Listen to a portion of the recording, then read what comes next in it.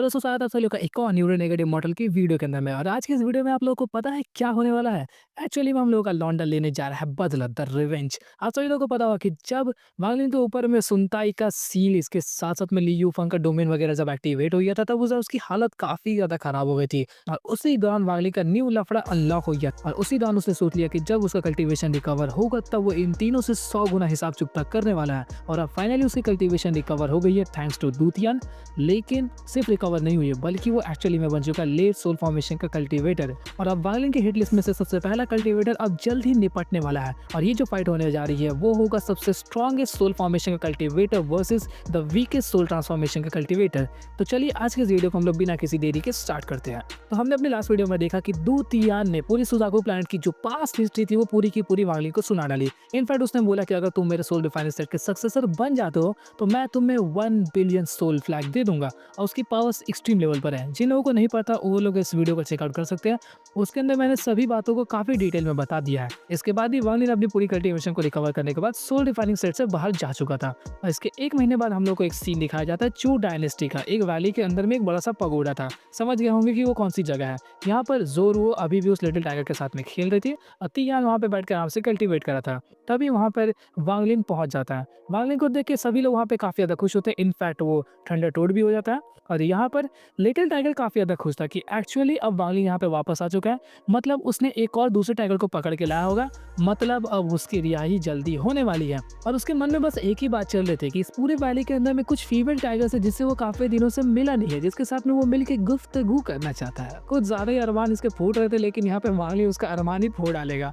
जैसे ही वांगलिन यहाँ पे मिलता है तो जोरू के साथ में वो गले मिलता है, जो कि मुझे काफी ज्यादा ऑकवर्ड लगा क्योंकि ली मूवमेंट के साथ में भी वो पहले गले मिला था। उस दौरान हम लोगों को काफी ज्यादा रोमांटिक मोमेंट देख के खुशी भी हो रही थी, लेकिन जोरू के साथ में थोड़ा अजीब लगा। और मुझे पता है कि डोंगर्स में सीन नहीं दिखाने वाले। इसके बाद ही वांगलिन वहाँ पे तियान को कहता है कि तुम 3 सालों में सोल फॉर्मेशन के कल्टीवेटर बन जाओगे, जिस वजह से तुम्हें वापस से सेट में जाके कल्टीवेट करना चाहिए। जिसके बाद तियान वहाँ से चला जाता है। इसके बाद ही वहाँ पे जोरू पूछती है कि आप इतने दिनों से नहीं आए तो मैं काफी ज्यादा बोर हो रही थी, क्या आप मेरे लिए न्यू टाइगर को लेके आए हो? तो यहाँ पर वांगलिन रिप्लाई करता है मैं उस बारे में भूल गया। और इससे सुनकर जोरू गुस्सा हो ना हो, लेकिन वहाँ पे व्हाइट टाइगर की हालत खराब हो गई क्योंकि उसने जो भी सपने बुने थे उस फीमेल टाइगर्स के साथ में सारे के सारे चकनाचूर हो गए। जिसके बाद वहाँ पे वांगलिन कहता है कि वांगलिन जोरू को बताता है कि चलो अब हम लोग कहीं घूमने चलते हैं, पगोडा के अंदर में बैठ जाओ, हम लोग फिर निकलेंगे यहाँ से। और उसके बाद ही जोरू काफी खुशी खुशी वहाँ पे फिर से व्हाइट टाइगर को लेके चली जाती है पगोडा के अंदर। और व्हाइट टाइगर के लिए लिटरली बुरा लग रहा है क्योंकि तुम्हें भी पता है कि हर एक लड़के की तलब होती है कि वो लड़कियों के साथ रहे। और पता है तुम्हें वो क्या करने की प्लान्स कर रहा था, लेकिन ठीक है हम लोग लाइन बनाते हैं वापस से। इसके बाद ही वहाँ पर जैसे ही वो पगोडा के अंदर एंटर करती है तो नीचे से धरती फाड़ के कल्टीवेटर बाहर आता है, जो कोई और नहीं था बल्कि हम लोग का वांगलिन का एंशिएंट गॉड बॉडी था। वो वहाँ पर आते ही दोनों लौंडे फ्यूज हो गए। और फ्यूज होने के बाद तुम लोग को पता कौन सा लुक देखने को मिलेगा, ये वाला। लेकिन मुझे लग रहा है शायद से ये वाला नहीं होगा बल्कि वो अलग होगा, क्योंकि जब वहाँ पर फाइट हो रही थी तब वो उसे बार बार संगन्यू बुला रहा था। और एंशिएंट गॉड बॉडी को देख के वो लोग संगन्यू बुलाए। तुम्हें पता है ना क्या हो सकता है, जिस वजह से मुझे लग रहा है कि शायद से लुक्स उसका अभी भी वांगलिन वाला ही रह जाएगा। इसके बाद ही वांगलिन उस थंडर टोड के ऊपर में बैठता है और वो थंडर टोड एक बुलेट स्पीड की रफ्तार से एकदम छलांग मारता है। छलांग मारने के बाद ही वो लोग हवा में पहुंच चुके थे। काफी तेजी से वो लोग जा रहे थे। इस दौरान तक वांगलिन ने उस पगोडा को फिर से श्रंक करा के अपने पास में रख लिया। जैसे ही वो लोग वहाँ पर ट्रैवल कर रहे थे तब वहाँ पर वांगलिन ने मस्कीटो बीस्ट को निकाल दिया। जिसके बाद थंडर टोड और मस्कीटो बीस्ट एक दूसरे के साथ में मिलकर काफी ज्यादा खुश हो गए, क्योंकि ऑफकोर्स वो लोग लवर्स में मतलब फ्रेंड्स है, जिस वजह से उन लोगों के बीच में थोड़ी सी जो दोस्ती वाला भाईचारा था वो वहाँ पे चालू हो चुका है। ये दोनों एक दूसरे से मिलकर काफी ज्यादा खुश थे। और इसी दौरान वांगलिन भी वहाँ पे स्माइल कर रहा था, लेकिन उसकी आंखों में वो कोल्डनेस नजर आ रही थी कि अभी भी उसके मुंह से एक ही शब्द निकल रहा है, ली वानफंग मैं आ रहा हूँ। इसी के बाद हम लोग को एक सीन दिखाया जाता है जो कि था शू यूएस सेक्ट, जो कि था 4 अलायंस सेक्टर। वहाँ पे जाने के बाद वांगलिन थोड़ा सा इमोशनल हो जाता है क्योंकि वो जो जगह थी वो एक्चुअली में वहाँ पर वांगलिन पहले अपना समय काट के आ चुका है। वही दाइन यू की फैमिली के साथ में, तुम लोग को याद होगा जब वो अपना आर्टिस्टिक कंसेप्शन वगैरह समझ जाता। इसके बाद वांगलिन चलते चलते पहुँच जाता है एक तगड़े से हॉल के पास में, मतलब एक बड़े सा पैलेस था उसके सामने में वो वहाँ पे पहुँच चुका था। वो वहाँ पर जाते ही चिल्लाता है ली वानफंग बाहर अब सॉरी इतना नहीं बोलता, बल्कि वो ली वांगफंग चिल्लाता है। उसके चिल्लाते ही ली वानफंग बाहर आता है, जिसकी कल्टीवेशन अभी भी रिकवर नहीं हुई थी। वो सुनता है कि जो लाइटनिंग था वो उसे इतनी जोर का लगा कि उसका झटका अभी भी उसकी बॉडी में फील हो रहा था। तकरीबन 2 सालों से वो ट्राई कर रहा है, लेकिन अभी भी उसको रिकवर नहीं कर पाया। लेकिन जब वो देखता है कि वांगलिन जिसके ऊपर में उसका डोमेन था, इनफैक्ट सुनताई का सील था जिस वजह से उसकी कल्टीवेशन खराब हो रही थी, वो रिकवर हो चुका है, वो भी पूरी तरीके से। सिर्फ रिकवर नहीं हुआ बल्कि लेट सोल फॉर्मेशन पे भी पहुंच गया। जिसके बाद उसका तो हक्का बक्का गायब हो गया वहाँ पर। और वहाँ पर उन दोनों के बीच में छोटी सी चिट चैट होती है, और वो चिट चैट के दौरान ही वहाँ पे 3 पावरफुल सोल फॉर्मेशन के कल्टीवेटर्स आ गए। ऑफ कोर्स वो लोग सुयू सेट के ही थे। वो लोग वहाँ पर आते ही बोलते हैं कि तू बड़ा ही एरोगेंट है, तू हमारे यहाँ के सोल ट्रांसफॉर्मेशन को छू नहीं सकता, वगैरह वगैरह बहुत ज़्यादा बकते हैं। लेकिन वांगलिन अभी तक ऐसा कल्टीवेटर बन चुका है कि उसकी पावर्स इतनी ज़्यादा पावरफुल हो चुकी है कि उसका हर एक कदम से वो पूरा सुयू सेट वहाँ पे डोल जा रहा था। लिटरली वो जो ज़मीन थी उसके ऊपर में क्रैक्स अपीयर हो जा रहे थे। इसके बाद ही वो तीनों सोल फॉर्मेशन के कल्टीवेटर्स ने देखा कि ये ली वानफंग के साथ में लड़ने आया है, तो वो लोग उसे रोकने के लिए ऑफकोर्स आगे बढ़ेंगे। वो तीनों आगे बढ़ते हैं, उनमें से एक बीच में आता है। उसके बाद डे मुक्का, वांगलिन ने जो मुक्का मारा, एक ही मुक्के में एक कल्टीवेटर गायब। और वो गायब नहीं होता है बल्कि एक ही मुक्के में मर जाता है वो, और वो भी ऑलमोस्ट मिड सोल फॉर्मेशन के आसपास में था। जिससे देखकर वहाँ पे वो जो बाकी के 2 सोल फॉर्मेशन के कल्टीवेटर्स आके ज्यादा तेज बन रहे थे ना, वो लोग वहीं ठंडे पड़े आते हैं। जिसके बाद ही ली वानफंग यहाँ पे बोलता है, संगन्यू तुम आज जरूर मरोगे। इसके बाद ही वांगलिन वहाँ पे रिप्लाई करता है, कोई मरे ना मरे लेकिन आज तू जरूर मरेगा, और मैं तेरी सोल को पकड़ के रिफाइन कर दूंगा। कुछ ज्यादा क्रिंज हो गया ना। चलो सीरियस वाला बोलता हूँ, आज मैं तुम्हारी आत्मा को तुम्हारे शरीर से निकालकर अपने सोल फ्लैग के अंदर अर्पित कर दूंगा। काफी तगड़ा लग रहा था, यही डायलॉग वो मारने वाला है। इसके बाद ली वानफंग अपना सबसे पहला हमला करता है। उसने कुछ अपने हाथों से सील्स को बनाया और एक बड़ा सा टीम मार्क वहाँ पे अपीयर रहता है, जो कि वांगलिन के ऊपर में अपीयर होने लगा। जिसके बाद वांगलिन वहाँ पे कुछ ज्यादा बैडास था और उसने एक ही हाथ से उसे रोक दिया। इनफैक्ट अपनी स्पिरिचुअल एनर्जी से वहाँ पर उसी पूरी तरीके से गायब कर दिया। और इसे देखकर वहाँ पर ली वानफंग चौंकता नहीं है बल्कि डर जाता है। इसके बाद वांगलिन वहाँ पे 3 कदम चलता है, और वो 3 कदम पूरे सुयू सेट के अंदर में दहशत ला देती है, क्योंकि हर एक कदम से वहाँ पे सुयू सेट डोल जा रहा था। इनफैक्ट फिर से वहाँ पे काफी ज्यादा क्रैक्स अपीयर हो जा रहे थे, और वहाँ पर जितने भी कल्टीवेटर्स इस फाइट को देखने के लिए पहुंच चुके थे, उनके मन में वो डर बैठ गया। इसके साथ साथ वहाँ पे 17 सोल फॉर्मेशन के कल्टीवेटर्स आ गए सिर्फ और सिर्फ वांगलिन को रोकने के लिए। अब वो लोग आकर इसके ऊपर में लगातार कई सारे ट्रेजर्स से हमला किए जा रहे थे, और इतना ज्यादा उन लोगों के तगड़ा वार चल रहा था। लेकिन वांगलिन वहाँ पे कुछ भी नहीं करता, बल्कि बस चिल्लाता है, चले जाओ यहाँ से। जिसके बाद उस आवाज में इतनी ज्यादा टेरिफाइंग एबिलिटी थी कि वो आसपास के सराउंडिंग्स को डिस्ट्रॉय करने लगता है। लिटरली वो जो जमीन था वो पूरी तरीके से वहाँ पे बर्बाद हो गया। इनफैक्ट पूरे आसमान के अंदर में कई सारे क्रैक्स अपीयर हो गए, और ये इतना तगड़ा था कि वो 17 के 17 सोल फॉर्मेशन के कल्टीवेटर्स वो सभी इंजर्ड हो गए, उनके मुंह से खून निकलना स्टार्ट हो गया। और ये थी voice of ancient god, anger of ancient god, वांगलिन्स first roar as ancient god at full power, the power of one word. पता नहीं यही चीज वहाँ पे मेंशन मिला, मुझे नहीं लगता कि ये फर्स्ट टाइम था, क्योंकि इससे पहले भी उसने शायद से हेवनली दाव के टाइम पे भी चिल्लाया होगा। लेकिन उसकी पावर्स के सामने इसकी पावर्स थोड़ी सी फीकी पड़ गई, जिस वजह से उन लोगों ने उतना नहीं लिया। लेकिन नॉवेल्स में फिलहाल यही चीज मेंशन था, मैं खुद से नहीं बोल रहा हूँ। और वांगलिन की बस ये एक ही दहाड़ इतनी ज्यादा पावरफुल थी कि वो 17 सोल फॉर्मेशन के कल्टीवेटर्स पीछे हट गए। इनफैक्ट ये पूरे चैप्टर का नाम ही हम लोगों को लिख के दे दिया गया था कि the power of one word. इसके अंदर में सिर्फ ये दहाड़ इसका डिस्क्रिप्शन वगैरह ही था, जिसे मैंने थोड़े से देर में निपटा दिया, तुम समझ सकते हो, क्योंकि और भी फाइट है। वांगलिन इससे पहले भी अपने एंशिएंट गॉड बॉडी के साथ में फ्यूज हुआ था, लेकिन इस बार की जो फ्यूजन थी वो पहले वाले के मुकाबले बिल्कुल अलग थी। यहाँ तक कि नॉवेल्स के अंदर में ये चीज हम लोग को काफी अच्छी तरीके से डिस्क्राइब देखने को मिला। वहाँ पर ये चीज मेंशन किया गया था कि ये जो कल्टीवेटर था वो पहले के मुकाबले काफी ज्यादा अलग लग रहा था।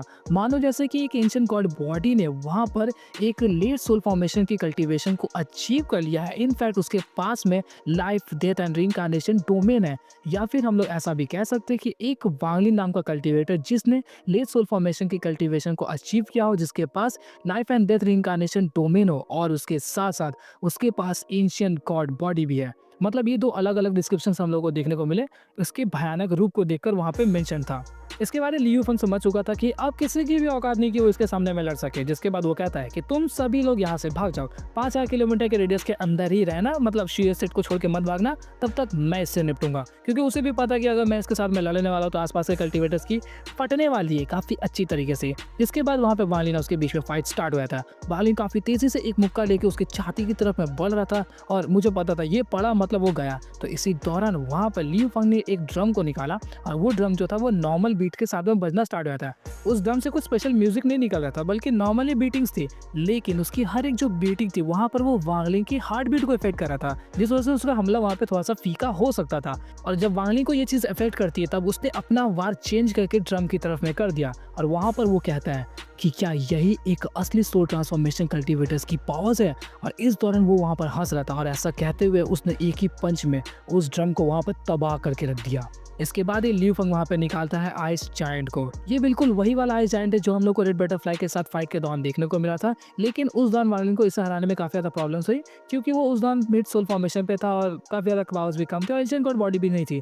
लेकिन बस इस दौरान सोचो कि इसकी जो पावर्स है वो लेट सोल फॉर्मेशन पे पहुंच चुकी है, इसके साथ साथ यहाँ पर इसके पास एंशिएंट गॉड बॉडी भी है। और ये जो आइस जायंट है अभी लियू फंग वाला, ये काफ़ी ज़्यादा छोटा है उस रेड बटरफ्लाई के मुकाबले। तो तुम्हें क्या लगता है ये इसके सामने टिक पाएगा? बिल्कुल नहीं। यहाँ पर वांग लिन हंसते हुए उस आइस जायंट के ऊपर में हमला कर देता है, और जैसे ही उसका पंच उस तरफ पड़ रहा था तो वो वहाँ पर कहता है, लियो फंग आज तुम मरोगे। और ऐसा कहकर उसने कई सारे पंचेस उसके ऊपर में बरसा दिए, और कुछ ही मिनट्स के अंदर में वो आइस जायंट वहाँ पर पूरी तरीके से धराशायी हो गया। और उसके खत्म होते ही वहाँ पर लियो फंग का बॉडी बाहर आता है, जो कि पूरी तरीके से वहाँ पे डैमेज हो चुका था। उसके मुंह से काफ़ी ज़्यादा खून भी बाहर आने लगा। इसके बाद ही लियो फंग समझ जाता है कि इसे हराने में काफ़ी ज़्यादा प्रॉब्लम्स होने वाली है, जिस वजह से उसने कहा कि अगर मुझे अपनी कल्टीवेशन को भी सैक्रिफाइस करना पड़ा तो मैं यहाँ पे ज़रूर करूँगा। और उसने ऐसा कहकर अपने डोमेन का इस्तेमाल करना स्टार्ट कर दिया। एक्चुअली में यहाँ पर ये जो लियू फंग है उसने ज़बरदस्ती सोल ट्रांसफॉर्मेशन की कल्टीवेशन को अचीव किया, मतलब नॉर्मली जो टाइम लगता है उसके मुकाबले थोड़ा कम टाइम में वो अचीव कर लिया, जिस वजह से वो बाकी सोल ट्रांसफॉर्मेशंस के मुकाबले थोड़ा कमज़ोर है। और अगर वो अपने एक्सट्रीम लिमिटेशंस को पुश कर देता है तो उसकी कल्टीवेशन इफेक्ट हो सकती है, लेकिन उसने इस बारे में बिल्कुल भी नहीं सोचा और उसने अपना डोमेन को वहाँ पे एक्टिवेट कर दिया। कोई भी कल्टीवेटर अगर सोल फॉर्मेशन पर है तो उसका डोमेन थोड़ा सा इल्यूजनरी फॉर्म में नजर आता है, लेकिन अगर वो सोल ट्रांसफॉर्मेशन को अचीव कर लेता है तो उसका डोमेन वहाँ पर एक फिजिकल फॉर्म को अचीव कर सकता है। और सेम यहाँ पर हम लोगों का लियो फंग के डोमेन के साथ में भी था, मतलब वो पूरी तरीके से एक फिजिकल फॉर्म में वहाँ पर अपीयर होता है, जिसे देखकर तुम्हें क्या लगता है एंशिएंट गॉड बॉडी वहाँ पे डरने वाला है? बिल्कुल नहीं। वांग लिन ने भी वहाँ पर अपने डोमेन को एक्टिवेट किया और वहाँ पे वो दोनों स्क्रोल्स अपीयर हो जाते हैं। इनफैक्ट यहाँ पर एक ट्विस्ट था कि एंशिएंट गॉड बॉडी के होने की वजह से वहाँ पर उस डोमेन के साथ में एक और इल्यूजनरी बॉडी अपीयर हो जाती है, जो कि उन दोनों स्क्रोल्स का इस्तेमाल करता है इसके डोमेन के ऊपर में हमला करने के लिए। और ये दोनों डोमेन जैसे एक दूसरे के साथ में टकराता है, वो दोनों वहाँ पे पूरी तरीके से न्यूट्रलाइज हो गए और इसका सबसे ज़्यादा खामियाजा ली यू फंग को वहाँ पे चुकाना पड़ा, जिसके बाद उसकी हालत अब और भी ज़्यादा ख़राब हो चुकी थी। जिसके बाद लियो फंग के सामने कोई भी चारा नज़र नहीं आता, जिस वजह से अब उसने इस्तेमाल करना स्टार्ट कर दिया सेलेस्टियल स्पिरिचुअल एनर्जीज़ का। मैंने अपने पास की वीडियोस में भी बताया कि जब कोई भी कल्टीवेटर अपने सोल फॉर्मेशन को ब्रेक करके सोल ट्रांसफॉर्मेशन में पहुंच जाता है तो वो सेलेस्टियल स्पिरिचुअल एनर्जीज का इस्तेमाल कर सकता है, जो कि काफ़ी ज़्यादा नॉर्मल स्पिरिचुअल एनर्जीज के मुकाबले पावरफुल होता है। और यहाँ पर बिल्कुल वैसा ही होता है। लियो फंग ने वहाँ पर एक सेलेस्टियल स्पिरिचुअल जेट को निकाला, उसके अंदर से काफ़ी ज़्यादा स्पिरिचुअल एनर्जीज को अब्जॉर्ब कर लेता है। इसके बाद उसने एक हमला किया जिसकी मदद से वहाँ पे ऊपर से कई सारे आइस वॉल्स नीचे की तरफ में हमला करेंगे वांग लिन की तरफ, जिस वजह से वो जो हमला था काफ़ी ज़्यादा नॉर्मल है, शिव सेट के अंदर में कोई भी कर सकता है। लेकिन यहाँ पे लियो फंग एक सोल ट्रांसफॉर्मेशन का कल्टीवेटर है और उसने वहाँ पर सेलेस्टियल स्पिरिचुअल एनर्जीज का इस्तेमाल किया है, जिस वजह से वांग लिन को ये अटैक नॉर्मल के मुकाबले कई गुना ज़्यादा पावरफुली लग सकता है। लेकिन अभी वांग लिन बिल्कुल पागल वाले फॉर्म में है। उसने वहाँ पे अपने सोल फ्लैग को निकाला, जी हाँ, सोल फ्लैग को निकाला। उसके अंदर से कई सारे सोल्स वहाँ पे अपीयर हो जाते हैं, उससे घेर लेते हैं, लेकिन वो जो बॉल्स थे वो काफ़ी ज़्यादा पावरफुल थे, जिस वजह से वो फिर भी वांग लिन की तरफ पहुँच जा रहे थे। तो तुम्हें क्या लगता है वांग लिन इतनी आसानी से रुकेगा? बिल्कुल नहीं। उसने अपने सोल्स को डायरेक्टली उस बॉल्स के साथ में अटैक करना स्टार्ट कर दिया, जिस वजह से वो दोनों एक दूसरे के साथ में न्यूट्रलाइज होने लगे। और इसे देखकर वांग लिन वहाँ पे काफ़ी ज़्यादा खुश होता है, क्योंकि वो वहाँ पे लियो फंग के साथ में सिर्फ लड़ने नहीं आया था, बल्कि वो यहाँ पर आया था एक्सपीरियंस करने की। जब कोई भी कल्टीवेटर सोल ट्रांसफॉर्मेशन पे पहुँच जाता है तो उसके पास कैसी पावर्स पहुँच जाती है। जिसके बाद वांग लिन समझ गया कि अगर इन फ्यूचर चल के वो सोल ट्रांसफॉर्मेशन में ब्रेक थ्रू करता है तो उससे एक्सेस मिल जाएगा सेलेस्टियल स्पिरिचुअल एनर्जीज का। और अगर उसने अपने सोल फ्लैग के सोल्स के साथ में उससे हमला किया तो उसके सामने कोई भी कल्टीवेटर नहीं टिक पाएगा।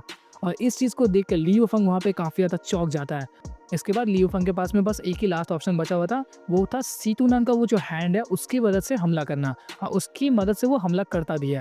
लेकिन उस दौरान वांगलिन कमज़ोर था, लेकिन अभी फ़िलहाल के दौरान वांगलिन की पावर्स ऑलमोस्ट पीक लेवल पर है, मतलब कुछ भी चीज़ उसके सामने नहीं टिक सकती है। उसने वहाँ पे 2 बेल्स को निकाला, उसकी मदद से उस हाथ को वो वहाँ पर सील कर देता है, जिस वजह से वो हाथ उसके ऊपर में बिल्कुल हमला नहीं कर पाता। जिसके बाद वो लियू फंग के ऊपर में फिर से हमला करता और इसकी हालत इस बार पूरी तरीके से खराब हो गई। और जब वो देखता है कि अब वो पूरी तरीके से हार चुका है, तब वो अपना ब्रह्मास्त्र निकालता है, जो कि था सेल्फ डिस्ट्रक्शन। वो कहता है कि मैं तो मरूंगा, लेकिन मैं तुम्हें ले मरूंगा। और इसे सुनकर वांगली वहाँ पे समझ जाता है कि अगर एक सोल ट्रांसफॉर्मेशन का कल्टीवेटर वहाँ पर फटा, मतलब वो ऑलमोस्ट पूरे उस जगह को तबाह कर देगा। इनफैक्ट वो समझ जाता है कि वो भी वहाँ से बच के नहीं निकल पाएगा, जिस वजह से उसने वहाँ पे एक स्पेशल गिफ्ट को किया और वो कहता है कि अगर तुमने सेल्फ डिस्ट्रक्शन को यहाँ पर इस्तेमाल किया, तो मैं पूरा शू यूएस सेक्ट यहाँ पर तबाह कर दूंगा।